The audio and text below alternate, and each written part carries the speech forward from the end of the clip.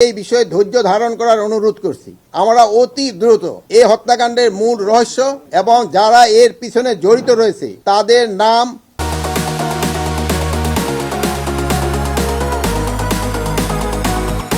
ঠিকানা সহ পূর্ণাঙ্গ তালিকা জনসম্মুখে উন্মোচন করতে পারবো ইনশাল্লাহ। আপনারা জানেন ইতিমধ্যে মামলাটি দ্রুত বিচার ট্রাইব্যুনাল স্থানান্তর করার সিদ্ধান্ত নেওয়া হয়েছে।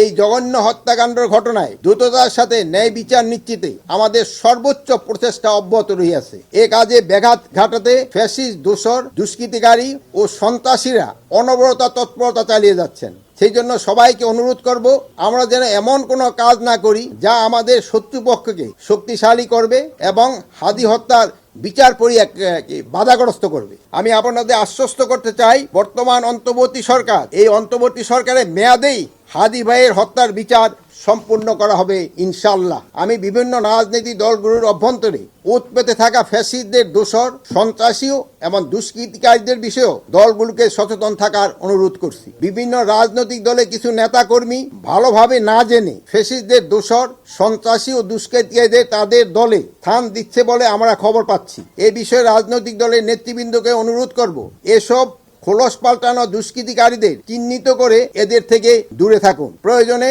আইন শৃঙ্খলা বাহিনীর সহযোগিতা নিন, তাহলেই আইন শৃঙ্খলা পরিস্থিতি নিয়ন্ত্রিত থাকবে বলে আমার বিশ্বাস।